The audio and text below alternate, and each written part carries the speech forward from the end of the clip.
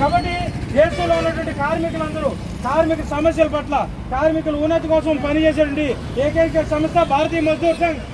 భారతీయ మజ్దూర్ సంఘ్ నిజాయితీగా ఈ సీలింగ్ని పెంచాలనే ఉద్దేశంతో పూర్తి స్థాయిలో దేశంలో ఉన్నటువంటి కార్మికులందరినీ ఏకోన్ముఖం చేసి కార్మికులందరూ కలెక్టరేట్ ముందు ధర్నాలు చేసే విధంగా మనందరూ ఈ రోజున కార్యక్రమాన్ని ఏర్పాటు చేసుకున్నాం సోదరులారా.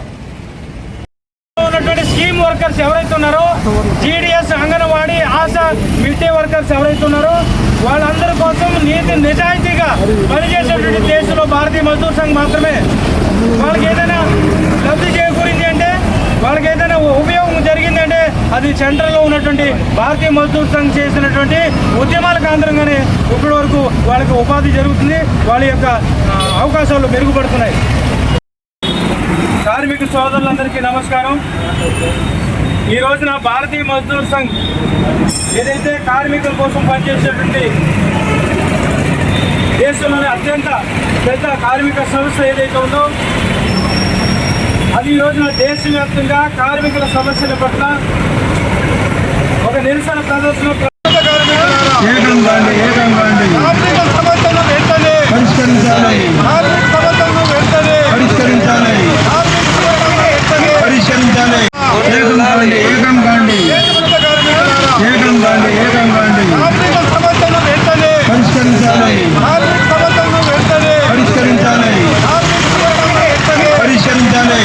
ఈ రోజు దేశవ్యాప్తంగా నిర్వహించిన జాతీయ కార్యక్రమంలో భాగంగా భారతీయ మజ్దూర్ సంఘ్ ఆధ్వర్యంలో ఆంధ్రప్రదేశ్ రాష్ట్రంలోని పలు పట్టణాలు, పరిశ్రమల కేంద్రాలు కార్మికులు భారీగా ధర్నాలు నిర్వహించారు.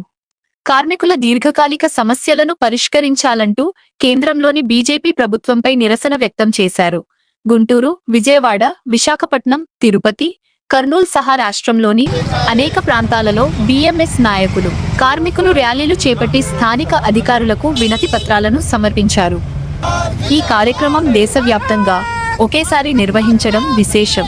బీఎంఎస్ నాయకులు తెలిపిన విషయం ఏంటంటే, కార్మికుల సంక్షేమానికి సంబంధించిన పలు ముఖ్యమైన డిమాండ్లను చాలా కాలంగా పెండింగ్లో ఉన్నాయని, వాటి పరిష్కారం కోసం ఈ ధర్నా కార్యక్రమాన్ని చేపట్టామని పేర్కొన్నారు.